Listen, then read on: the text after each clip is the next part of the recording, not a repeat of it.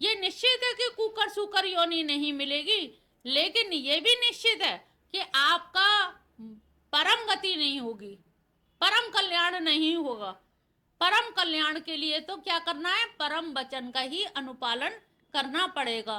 तो अर्जुन को बता रहे हैं कि हे अर्जुन, हे महाबाहो, अभी तक मैंने जो तुझे बताया वो कौन सी चीज बताई थी, परम वचन ना बता करके साधारण वचन बताए जो हमारे शास्त्र के अनुकूल हैं, जो शास्त्रों में मान्य हैं। लेकिन अब मैं जो बताने जा रहा हूं वो मैं क्या बताने जा रहा हूं, परम वचन। भागवत में भी एक जगह आता है प्रोज्जित धर्म, यानी कि धर्म तो सब जगह है, लेकिन एक धर्म है जिसे परम धर्म कहा गया। भागवत जगह जगह लोग भागवत क्यों कराते हैं, भागवत में ये है कि हम बहुत जप तो कर नहीं पाए, और जप करने बैठे तो बच्चा रोने लगा, दूध उबलने लगा, और समस्या आ गई, बहुत सारी विकट समस्या आ गई। तो हमने जो धर्म किया, तो धर्म के टाइम पर देखा कि व्यवधान बहुत आ गए। तो जब धर्म करते में व्यवधान बहुत आए तो हम धर्म ढंग से नहीं कर पाए। लेकिन जब भागवत होती है तो आपने देखा है कि हमारा पूरा मन उसी में लग जाता है। कोई डिस्टर्ब भी करता, कहता है अरे चैन से बैठो जरा सुनो, बाद में देखेंगे, बड़ी अच्छी कथा चल रही है। अच्छी कथा चल रही क्योंकि तुम्हारे मन के अनुरूप चल रही है, उसका आनंद ही अलग होता है। और जिसमें रस आएगा उसी में भक्ति होगी। रसो वही सा, रसो वही सा का मतलब है कि जिसमें आपको रस आएगा वहीं पर भगवान मिलेंगे। जहां रस नहीं आ रहा है वहां आपको भगवान नहीं मिलेंगे। और जब भगवान आपको नहीं मिलेंगे तो आपका सारा कर्म धर्म सब किया धरा सब आपका व्यर्थ हो जाएगा। तो जैसे प्रोजित धर्म होता है, परम धर्म होता है, भागवत को परम धर्म कहा गया है। और परम धर्म में क्या होता है कि मनुष्य का ये इनके इन प्रकार मन लग ही जाता है, चाहे कैसे भी करो मन उसमें लगता है। और भागवत सप्ताह यज्ञ और ऐसा औरा तैयार हो जाता है, चारों तरफ ऐसा अणु परमाणु बिछे जाते हैं कि हमारा मन पूरी तरह से कृष्णमय हो जाता है। कृष्ण के भजन, कृष्ण के नृत्य, कृष्ण के गीत, सब कुछ हमें कृष्ण का ही नजर आता। तो जगह जगह आज कलयुग में भागवत का इतना प्रचलन क्यों हो रहा है? भागवत का प्रचलन का मतलब ही यही है कि 7 दिन आप उफ नहीं कर पाते। 7 दिन क्या, 9 दिन समझ लीजिए। एक दिन कलश यात्रा, एक दिन हवन हो गया, भंडारा हो गया, यज्ञ हो गया। इसीलिए सप्ताह को क्या कहा गया, यज्ञ कहा गया, सप्ताह यज्ञ। तो सप्ताह यज्ञ जिसने करा ली उसको लगता है हमने जीवन में कुछ सार्थक काम करा लिए। तुम लोग चाहो तो थोड़ा थोड़ा मिला के सब लोग करा सकते हो, लेकिन कभी विचार नहीं आता कि सप्ताह यज्ञ हम करा ले। अगर हम लोग मिलके थोड़ा थोड़ा भी चंदा कर लें आपस में, और मिलके एक जगह कर लें, और वक्ता आपको फ्री का मिल रहा है, वक्ता की कोई फीस नहीं लगनी है, तो सोचिए कितने आराम से। अब या कल्याणपुर में जो आवास विकास में जो करते हैं ये लोग कार्यक्रम, तो गीता का जो कार्यक्रम करते हैं काहे से करते हैं, कोई एक आदमी थोड़ी करता है। सब लोगों ने ऐसी कमेटी एक बना रखी है, एक संगठन बना रखा है। और उस संगठन में क्या है, अगर 500-500 हजार रुपए भी दे दिए हमने, ऐसे ही फूक जाते हैं 1000-500 खाने पीने, अगर वो पैसा हमने इकट्ठा कर लिया तो हमारी एक अच्छी कथा आयोजित हो गई। और उस कथा आयोजित होने से क्या हुआ, हमारा लाभ बहुत हो गया। जितना 1000 रुपए का खाना खर्चे से लाभ नहीं होगा, जितना हमारा कानों के माध्यम से जो श्रवण किया उससे हमारा बहुत परम लाभ हो गया। क्योंकि जो हमने सुन लिया उसे तो हम भूलने से रहे, सुन लिया तो सुन लिया, फिर 2-4 साल हो गए, फिर हमने अच्छे से कराया, अब के और अच्छी कराएंगे। तब पैसा नहीं था, अब पैसा आ गया। तब हमने 500 दी थी, अब 5000 देंगे, बहुत भव्य हो गया, और आनंद आ गया, और अच्छा हो गया। तो ये क्या है, शुभ संकल्प। तो हम लोग यूनिटी आजकल कलयुग में कहते हैं ना, संगठन में शक्ति है। संगठन में शक्ति इसीलिए है कि संगठन में रह के आप शुभ काम कर सकते हो। चोरों में कितनी शक्ति होती है, चोरों में यूनिटी कितनी होती है, इसीलिए चोरी कर पाते हैं। चोर एक दूसरे का मन का भेद नहीं बताते, मार खाते रहेंगे थाने में लेकिन बात नहीं बताते। आप लोग उनसे सीखिए कि उनकी कितनी संगठन कितना मजबूत होता है, मार खाते हैं लेकिन तुम्हारे मन की बात, तुम्हारा नाम नहीं उगलेंगे।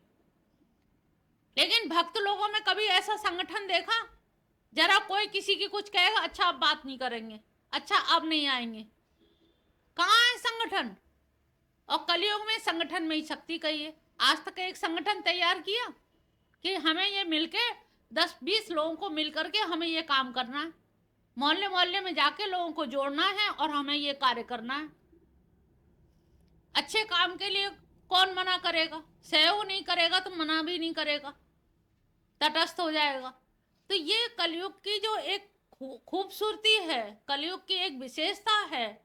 ऋषि मुनि भी कलयुग में आना चाहते हैं, क्योंकि कलयुग में थोड़ा सा जप यज्ञ करके भी हमारा कल्याण हो जाता है। जहां वर्षों हमें एक टांग से खड़े होकर के तपश्चर्या करनी पड़ती है, कलयुग में थोड़ी सी तपस्या, थोड़ा सा जप नाम करने से, थोड़ा सा ध्यान साधना पूजा उपासना करने से ही हमारा कल्याण हो जाता है। तो यहाँ पर भगवान ने परम वचन कहे हैं कि अर्जुन, मैं अभी तक तुझे शास्त्रों की बात करता रहा, क्यों करते रहे? अर्जुन ने ऐसा क्या कह दिया? कहले अर्जुन ने तो शुरुआत ही कर दी वेद उपनिषद से। स्त्रीसु दुष्टासु वर्ण संकरता हो जाएगी, वो तो वैदिक धर्म की शुरुआत ही कर दी। और वैदिक धर्म की शुरुआत करने की वजह से उनको वहां पर पहले कोई बात तुम लोग कहते हो तो पहले तुम्हारी बात का खंडन करना पड़ता है कि तुम जो सोच रहे हो वो गलत सोच रहे हो, तो सही क्या है अब सही बताना शुरू हुआ। अब आदि गीता तो ये चली गई ये बताने में कि तुम जो कह रहे थे अर्जुन वो गलत कह रहे थे, अब क्या है सही, सही क्या है? तो कहले अब तू सुन, वो वचन थे, ये परम वचन है, अब तू परम वचन सुन। जब परम वचन सुनेगा तभी तेरा कल्याण हो पाएगा। तो यहाँ पर भगवान यते हम जिनको मैं प्रियमाणम बक्ष्यामि हित काम्या, मैं तेरे हित की कामना से वो परम वचन कहूंगा। अब सवाल ये उठता है, क्या हित कामना तब नहीं थी? तब जो हित कामना थी वो ऐसी हित कामना थी कि जिसमें तू बहुत लोगों के से आसक्त और मोहग्रस्त होकर के जो वचन सुन रहा था, इसीलिए उसमें तू तेरी एकाग्रता नहीं बन पा रही थी। लेकिन यहाँ पर सिर्फ तू एक आत्म तत्व है, केवल तू है, और इसमें तेरा कल्याण होना है। जब हम कहते हैं भाई सबकी हम नहीं जानते, सप्ताह में तो हमने सबका कर दिया, लेकिन कभी कभी मन होता है कि मेरा कल्याण हो जाए और मैं इतना ध्यान पूजा ध्यान साधना करूं, इतना जप करूं कि मुझे दोबारा मनुष्य जीवन ना धारण करना पड़े। तो यहाँ पर हित कामना से भगवान अर्जुन से वचन अपने कह रहे हैं। द्वितीय श्लोक में है,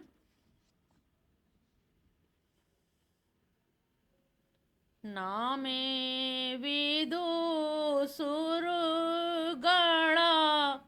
प्रभवं न महर्षय अहमार्दिः देवानां महर्षीणां च सर्वस्य। हे अर्जुन, ना मैं विदु सुरगणा, मेरे महत्व को ना तो सुरगण यानी कि देवता लोग जानते हैं, ना प्रभवम न महर्षि, और तो और मेरे प्रभाव को महर्षि लोग भी नहीं जानते हैं। अहम आदि देवानाम, क्योंकि मैं सब क्यों नहीं जानते? देवानाम महर्षिनाम महर्षि चा सर्वसा, क्योंकि मैं सभी देवताओं का ऋषि मुनियों का आदि कारण हूँ, इन सबको उत्पन्न करने वाला मैं ही हूँ। जब मैं हूँ तो वो मुझे कैसे जानेंगे? अब आप ही बताओ, तुम लोगों ने क्या अपनी उत्पत्ति देखी है? बताया करती बुआ ये कह रही, अम्मा ये कह रही, दादी ये कह रही। अगर कोई तुमसे पूछे तुमने अपने माँ बाप की उत्पत्ति जानी है, कहले अरे हमने अपनी ही नहीं जानी, तो उनकी क्या जानेंगे? तो यहाँ पर भगवान कृष्ण भी वही कह रहे हैं कि भाई महर्षि लोग भी मेरी उत्पत्ति नहीं जानते, बड़े बड़े देवता लोग नहीं जानते, ऋषि मुनि नहीं जानते, और जानेंगे कैसे? क्योंकि मैं ही सबका आदि कारण हूँ, मैं ही सबको बनाने वाला हूँ। और सब मुझसे ही हैं। और जब सबका मैं ही निर्माता हूँ, मैं ही निर्णायक हूँ, मैं ही सबको जन्म देने, मैं ही कर्म फल देने वाला हूँ, तो मुझसे अलग ये हो ही नहीं सकते। इसलिए इनका सबका कर्ता धर्ता मैं ही हूँ। तीसरे श्लोक में कह रहे हैं, इससे तो याद, अब आप लोग थोड़ा समझते जाइएगा कि यहाँ पर भगवान का, उन्होंने कहा मैं आदि कारण हूं, तो इसका मतलब क्या हुआ? अधिष्ठान हुए, वो सबके आधार हुए। अब तुमसे कहे यहाँ खड़े हो जाओ, और खड़े होके फिर बताओ जमीन कितनी चौड़ी है, बता पाओगे? पैर कहाँ ले जाओगे? तुम यहाँ बैठे हो और क्या है कि अभी यहीं बैठे बैठे जमीन बताओ, तो कह कैसे बताएंगे, उठना पड़ेगा। तो ऐसे ही भगवान यहाँ पर सबके क्या है? अधिष्ठान। अधिष्ठान क्या होते हैं? अधिष्ठान माने है आधार। अधिष्ठान का मतलब है कि वो सारे देवताओं के, ऋषि मुनियों के, सबके आधार हैं। और आधार होने के नाते ही उनको ब्रह्मा विष्णु महेश भी नहीं जान सकते। वो ब्रह्मा विष्णु महेश के भी बनाने वाले हैं। बहुत से लोगों को ये एक धारणा है ना कि विष्णु उन्हीं के अवतार हैं, कृष्ण के ही हैं। उन्होंने कहा उनको मैंने ही बनाया है, विष्णु को भी मैं ही बनाने वाला हूँ। वो मेरी उत्पत्ति के बारे में कुछ नहीं बता पाएंगे, क्योंकि मैंने ही उनकी रचना की है। मैं ही सब कुछ बनाने वाला, अनादि काल से मैं ही सब कुछ करने वाला हूँ। तीसरा श्लोक है, यो माम जमुनादिमुचा वेत्ति लोक माहेश्वरम असम्मूढ़ समर्थेषु सर्व पापै प्रमुच्यते। और जो मुझको अज अनादि लोक महेश्वर, सर्व लोकों को बनाने वाला, समस्त लोकों का महान ईश्वर जानता है, या मनुष्यों में सम्मोह से वो व्यक्ति कैसा है? असम्मूढ़ माने, सम्मूढ़ माने क्या होता है? जिसकी मति मूढ़ हो गई है, सम्मूढ़। और असम्मूढ़ जिसकी मति मूढ़ नहीं हुई है, विवेकशील प्राणी। वो मनुष्यों में सम्मोहन से रहित, वो संपूर्ण पापों से सर्वथा मुक्त हो जाता है। तो जो व्यक्ति भगवान को सही स्वरूप को समझ लेता है, तो निश्चित जानिए उसकी मुक्ति तो अपने आप ही हो गई। हम लोग अज्ञान की वजह से ही तो अंधकार में पड़ते हैं ना, और तुम्हारे अंदर से अंधकार खत्म हो गया, प्रकाश ही प्रकाश है। तुमने ये जान लिया कि भगवान सब कुछ है। ज्यादा ज्ञान नहीं है, एक ज्ञान है। क्या ज्ञान है? ब्रह्मा को भी उन्होंने बनाया, विष्णु को भी उन्होंने बनाया, शंकर को भी उन्होंने बनाया। वो सबके आधार है और वो सबके ऊपर है। चारों तरफ दाएं बाएं ऊपर नीचे आगे पीछे वो है। अब इतने ज्ञान में क्या आफत आ रही है तुम्हारी? इतना तो कितनी में मोटी बुद्धि का अंगूठा टेक आदमी होगा वो भी समझ जाएगा। तुमने देखा गांव के लोग पहले कितने ज्ञानवान होते थे, क्योंकि मालूम है मूल तत्व यही है। हम तो कह रहे हैं ना, ये धर्म के शास्त्रों के जो शब्द हैं ये उलझाते रहते हैं। परम धर्म तो एक ही है, जरा सा है परम धर्म। तो ये तो एक कैप्सूल है, खा लिया, घट में उतार लिया, खत्म हो गया। तो यहाँ पर भगवान ने कहा कि जो इसने समझ लिया वो कैसा है व्यक्ति? असम्मूढ़। वो व्यक्ति कभी भी मूढ़ नहीं हो सकता। मूर्ख होना तो दूर रहा, वो मूढ़ भी नहीं हो सकता। यानी कि जो चीज जान ली उसे भूलोगे तो है नहीं। एक बार जान ली, हमें बता दी गुरु माँ ने ये चीज बताई है, भैया हमने तो इसी को पक्का समझ लिया। अब कोई कुछ भी कहता रहे, हमें नहीं समझना। निरंकारी वाले कुछ कह रहे, गुरुद्वारे में जा कुछ और, मस्जिद में, हमें कुछ नहीं सुनना। हमें जो सुनना था वो हमने सुन लिया। और गांठ बांध लो ठोक में। पिछली बार भी कहा हींग की गांठ जैसे बांधी जाती है, ऐसी ठोक में बांध के एक बात ले जाओ। हर बार एक एक बात ले जाओगे, तुम्हारा कल्याण है। यही परम धर्म है। चौथा श्लोक है, बुद्धि ज्ञान सम्मोह क्षमा सत्यम दम क्षमा सुखम दुखम भावो भावो भयम चाभयमेव च अहिंसा समता तुष्टिस्तपो दानं यशो आयश भवन्ति भावा भूतानां मत एव पृथग्वेदा। अब यहाँ पर ध्यान दे लीजिए कितनी सारी चीजें, बुद्धि, ज्ञान, असम्मोह, क्षमा, सत्य, दम, श्रम। दम और श्रम तो पहले ही बता चुके, इंद्रियों का दमन करना, बाह्य इंद्रियों का, और मन का, ज्ञान इंद्रियों का समन करना, श्रम और दम। सुख दुख, भाव अभाव, भय अभय, अहिंसा समता, तुष्टि तप, दान यश अपयश, ये प्राणियों के पृथक पृथक मुझसे ही होते हैं। अब ये है तो हर आदमी में, कौन व्यक्ति ऐसा है जिसमें ये सारी चीजें ना हो? सब में है, लेकिन ये है किसकी वजह से? उन्हीं की वजह से। हम कभी कभी कहते हैं ना, बड़ा क्रूर आदमी है, बड़ा हिंसक आदमी है। उन्होंने कहा है इसके कर्मों के अनुसार हिंसा इसको दे दी है। अब यहाँ पे पक्षपात नहीं है, भगवान कह रहे हैं कि मेरी वजह से ही सब कुछ है, ऐसा मत समझ लेना।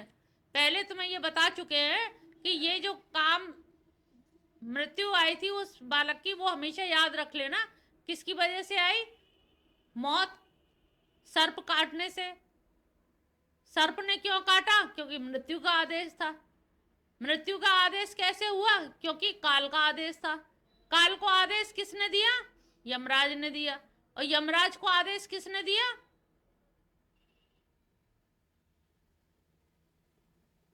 यमराज ने मृत्यु को क्यों भेजा? हैं? भगवान का आदेश क्यों होगा? हाँ, कर्म के हिसाब से। भगवान को इन्वॉल्वमेंट मत करिए, ऐसी वैसी चीजों में भगवान को मत जोड़िए। वो सब पूरे ब्रह्मांड के अनेकानेक ब्रह्मांड हैं जिनके नियंता हैं, उनको इसमें मत करिए। केवल आप कर्म के कर्ता हो और आप ही भोगता हो। ये सर्प के काटने की इसीलिए कहानी बताई, इसको बार बार याद कर लोगे तो तुम जो कोसते हो कि भगवान ने हमें गरीब बना दिया, भगवान ने हमें पढ़ाया नहीं, भगवान ने हमें धन नहीं दिया, ये सब जो चीज है, ये कोई भगवान के ऊपर आरोप लगाने की जरूरत नहीं है। हमारे कर्म खराब थे और कर्म खराब की वजह से ही हमें कर्मदंड भोगना पड़ रहा है। तो आगे भी तुम ऐसे ही गरीब रहना चाहते हो? नहीं चाहते हो तो हम अच्छे कर्म करें। तो क्या करें कर्म? 2 रोटी बनाई, 1 रोटी हमने किसी को दान दे दी, अन्नदान हो गया। 4 रोटी है, 1 रोटी कुत्ते को डाल दी, 1 गाय को दे दी, दान हो गया। अब वैसे आप कहोगे हमारे पास तो इतना पैसा है नहीं, दान कहां से करें? थोड़ा थोड़ा भी अगर अन्न दान करते रहोगे तो निश्चित जानिए आपका कल्याण हो जाएगा। चींटियों को आटा डाल दीजिए, मछलियों को आटे की गोली बना के डाल दीजिए, कितना आटा लगना? इतना सा आटा लगना। कितना गरीब आदमी होगा वो भी इतना कर लेगा। इतने आटे की लोई बना के, छोटी छोटी गोली बना के तैरा दीजिए, जमुना जी में डालिए, ये पुल से डाल दीजिए, मछलियां खा लेंगी, तुम्हारा अगला जीवन तैयार।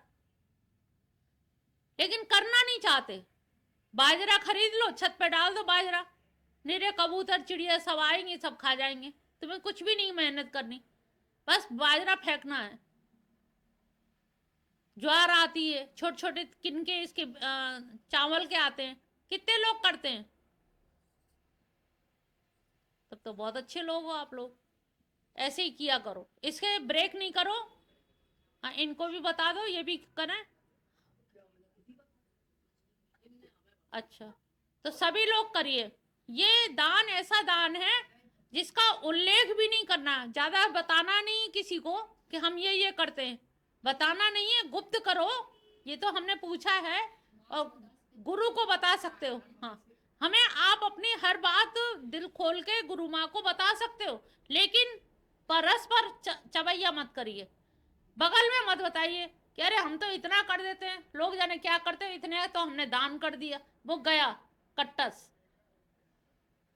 तुम इतना करते, इतना तो हमने जाने कितना बहा दिया पानी में गरीबों के लिए। अहंकार ही सब चीज का कारण है, अहंकार से सब चीज समाप्त हो जाती है।